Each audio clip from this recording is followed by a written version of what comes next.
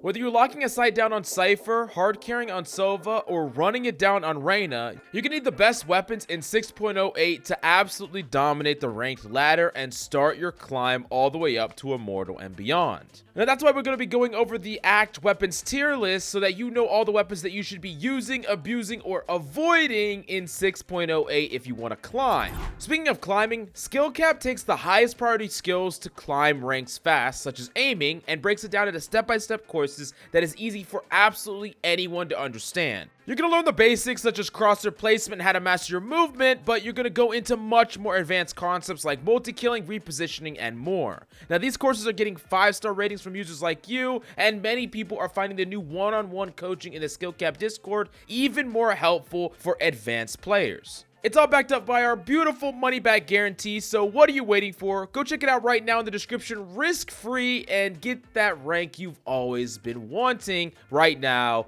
down below. Now the first weapons we got to talk about are F-tier weapons that you should probably just not buy because they're just not very good, or they're not very usable, or they're too expensive, or a combination of these things. Now, before we get to the actual weapon, I did want to talk about the knife, which knife is kind of getting the F tier, primarily because it's not very reliable. It's something that we don't have to buy, so of course you get it for free, but using it to actually kill someone is inconsistent at best. Most of the time, you're going to be better off reloading that damn weapon unless you absolutely have no other option. Now, the actual weapon in the F tier is the Bucky. Now, I get it. Some of you are going to love the Bucky, but just think of it practically. This weapon is more expensive than a number of different weapons that are way more effective and, honestly, cheaper even. You're actually a lot more likely to get a double kill with a Shorty than you are a Bucky due to the fact that the Bucky has such a long time between shots, and the convergence fire is one of the most unreliable things, period. And most of the time, Bucky is going to be a waste of money when there's weapons that are cheaper and better. But we're actually moving right past the D tier and into the C tier. These are weapons that are actually usable and decent, and some of them are really, really good in the right situations. First off, let's talk about the Ares. Primarily only going to be used by a character like Sova on specific areas of the map on that secondary round. You're playing Haven defense or Ascent B site, and you're Sova rocking it on that second round. It's good on you because the walls on these maps are made of freaking paper mache, and you're a character that can find people and shoot people through walls, so it makes sense for you, not much for anyone else. Now, the Guardian's also in C tier, not because it's a bad weapon. Once again, Guardian's really, really good. It's a little bit unreliable compared to some of the other weapons in the game. Definitely capable to be played on some of the longer angles in the game, but you have to set those up specifically. So if you're going to buy it, you have to think about where you're going to set up ahead of time, and it's not a very flexible weapon. So if you get put in a retake situation, or if you get put in some awkward engagements that are close range, swing battles, things like that, Guardian is going to be lacking, and it's better when you can set up the optimal position to hold in, and not when you're kind of being thrust into unexpected territory, which is kind of what happens a lot of the time in Valorant. You never really can control everything, so Guardian is not going to be the best weapon for every single situation. Still a powerful weapon, and if you're a god aimer in the right angle, it could be like 1995 all over again and make some magic happen, just like your parents did. Now, last up in the C tier, quite a bit higher than these other guns, in my opinion, is the Odin. I think that Odin is a legitimately powerful threat, and unlike the Ares, it actually packs a lot of firepower and is still good in a lot of the same situations as the Ares is, but some other characters can use it as well, characters like Fade, for instance, and any character that can really gather some information. And oftentimes on the maps where you can actually get wall bang value, Odin really shines and can take over a game, giving you some free rounds by setting up some unfair advantages up against your rifle counterparts. Next up, we do got to talk about the B tier. Very powerful weapons that are consistently bought. They're not necessarily played in every single round, and you're not going to see them all the time, but you will 100% be seeing them in every single game at least a couple of times, and they have the capacity to really change a lot of these eco rounds up and just fundamentally change how a lot of the games play out if used correctly. First off, we do have Marshall. Marshall's really, really great eco buy for a long distance hold, especially on defense. You're holding a really long range sight. The Marshall can really lock it down and give you some amazing value for such a cheap weapon. Sky's really the limit against this gun, and one of the best aspects of it is that you could actually just kill people that have rifles straight up. You could even beat operators with this gun. Sure, it's hard, but it's definitely possible. And the reality of this weapon is that you can just actually out-skill and out-aim a lot of players. And when you combine it with a character that gets multiple peaks like Jet, all of a sudden, this gun becomes like a legitimate eco contender that can change an entire round, and I think is a really, really great gun. Next up, we have to talk about the Bulldog. And Bulldog is actually one of the reasons why Garden is placed so low, because most of the time, buying the Bulldog is going to be a bit better, even if it's not quite the same price. Bulldog, of course, is going to be worse than the rifles, but the thing that it really has going for it on that secondary round when you win is it scales much better than a weapon like a Spectre up against rifles in that third round. So in that secondary round, most people will buy something like a Spectre, and then in that third round, they'll be at a heavy disadvantage in ranged battles up against Vandals or Phantoms. But the thing about the Bulldog is if you have proper crosshair placement and you're really playing to your fundamentals, you can still insta-kill with 2 headshots a lot of rifle users, and it's also going to play a lot better at range, making this weapon a lot better than the Spectre or other weapons at scaling into the future rounds, which can allow you to potentially snowball your eco. And for those reasons alone, this gun at least deserves the B tier. A very powerful weapon, but it does take a bit of practice. I would suggest warming up with this weapon specifically in a deathmatch setting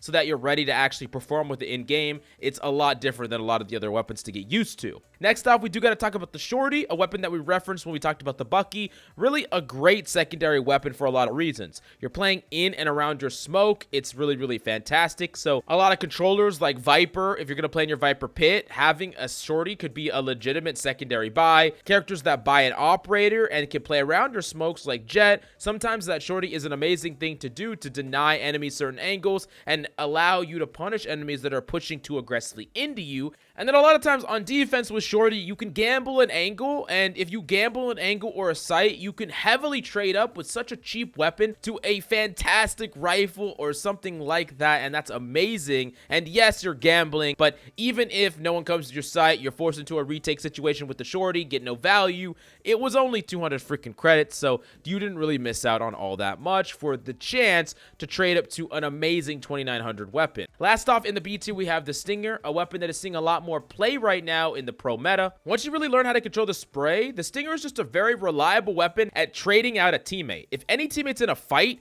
regardless of what they're up against, if you're with them, you can take a wide angle, run and gun a little bit, and just trade them out just like that with the Stinger. This means that on a lot of eco rounds, this weapon is amazing, especially if you're utilizing it in a team rush, and it's even better with characters that have some form of mobility, characters that want to entry in, characters like Raze use this phenomenally well, and I think on ranked, a lot of characters could get some value out of this, especially duelists that have mobility to get in or controllers that can sneak in some way or another. The next off, we do got to talk about the A tier. These are weapons that you should be expected to see and play against in every single game, and you should learn how to use these weapons and how to play against them no matter what. Now, we do got to talk about the Ghost first off. A really great secondary buy. Now, most of your team is not going to buy this weapon, but some amount of you might, and it's going to depend on typically your role. Ghost is a pretty reliable weapon, but oftentimes you have to think about what you're sacrificing when you're buying that Ghost. You're sacrificing armor, you're sacrificing powerful utility, so it depends on the situation, and you shouldn't always be buying the same thing whether you're on attack or defense. In addition to that, the Ghost can be a bit unreliable at times. It's very frustrating where you can't seem to hit a shot at all. You miss that first shot and your just aim goes crazy. We've all been there, but the Ghost pistol is still a very reliable weapon when learned and practiced properly, and definitely deserves the A tier for its sheer pick rate alone.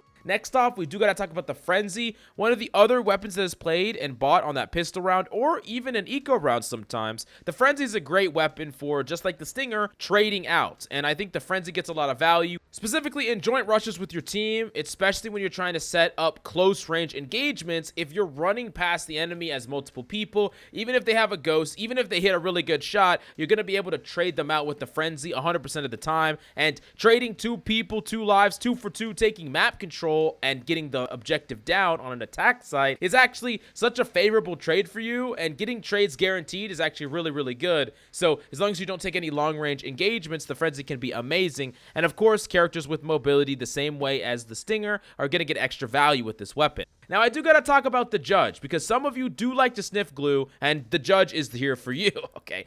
But A tier is definitely where the Judge deserves to be, because Judge is just a game-changing weapon sometimes. It's a weapon that has momentum in a way that no other freaking weapon can really have, especially for so cheap. And I know that sometimes the Judge feels a little silly, it sometimes feels a little bit unreliable, but especially in ranked play, if opponents don't properly play around the Judge, they're not disciplined in their play around around a judge. When the judge is on defense, you're pushing into it. Judge will get 1, 2, 3, 4 freaking kills out of nowhere. It's a very, very punishing gun. And it especially feeds on a lack of disciplined use of abilities, which you find rampant in ranked. And especially if you're not playing characters that can gather information, you're going to just walk into a point where you don't know if around the corner there's a freaking one-shot printing machine, and it can be pretty scary. And yes, I do think that the judge could be actively countered if you play against it correctly. But even then, the judge is powerful enough to completely ruin your eco and lose you the whole game off of like 1 or 2 key mistakes. So yeah, it's a really powerful weapon.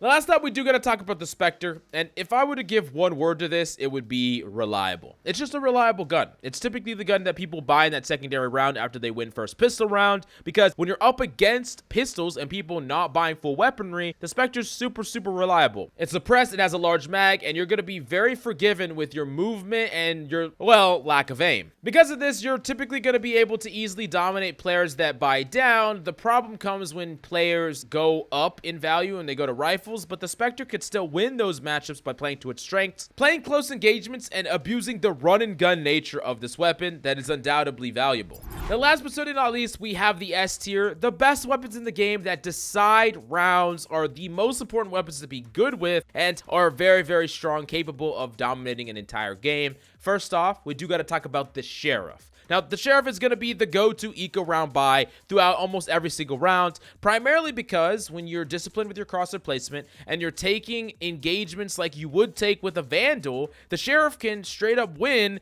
in a one-tap battle up against these weapons and heavily trade up. Now, is it as forgiving as the Vandal or the Phantom? No. And are you going to be able to win consistently up against them? Probably not, unless you're El Diablo. But what the Sheriff truly does is gives you an opportunity to actually upgrade your weapon based on your disciplined crosshair placement and your mechanical skill, which is something that every single person would like to at least have a chance. And the Sheriff is very powerful in the hands of players that are good and disciplined in a lot of these factors, and I do think it's one of the most powerful weapons that does have a huge impact over the course of a game. You play one engagement properly, you trade up for a weapon, you use it to clutch and kill multiple people, all of a sudden you're cooking and you won the game for your team. Very powerful weapon that I definitely suggest you practice specifically in training room warm-up or in a deathmatch specifically. Now, next up, we do got to talk about the Operator. Now, granted, not every character can abuse the Operator the same way, but for the characters that do, Operator kind of just takes over games. You could use it on attack, you could use it on defense.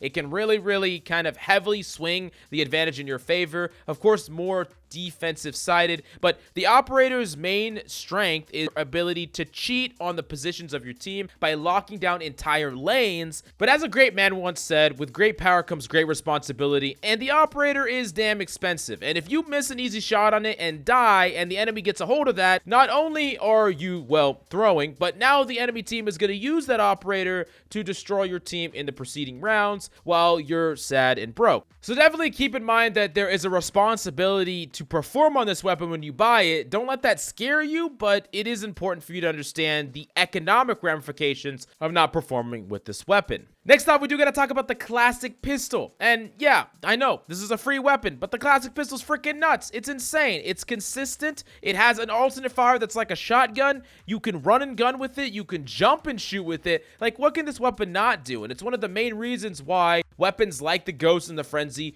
and even the Shorty just get bought less than they otherwise would, because the classic plus armor is such an appealing option. Why would you want anything else the majority of the time? Even in spite of that, just being ready to whip out the classic and take a legitimate duel is amazing, and most of the time it's way better than trying to reload your weapon. So practice with this weapon, know when and where you can get away with being mobile while using it, and it's definitely something that you can use to clutch up a lot of rounds. Now, of course, we come to the top of the S tier, Vandal versus Phantom. Which one will come out on top? And unfortunately, this is freaking 2023. The days of arguing about Vandal or Phantom is really behind us. And if you're not a dual wielder or someone that uses both weapons in certain situations, then honestly, I'm probably not going to convince you one way or the other. But understand that each of these weapons have their own strengths and their own weaknesses. Phantom is better at close range engagements. It's going to be better at spraying, not showing a tracer around through smokes, and having a larger magazine size, and it's also a little bit easier to control when you're trying to control the recoil.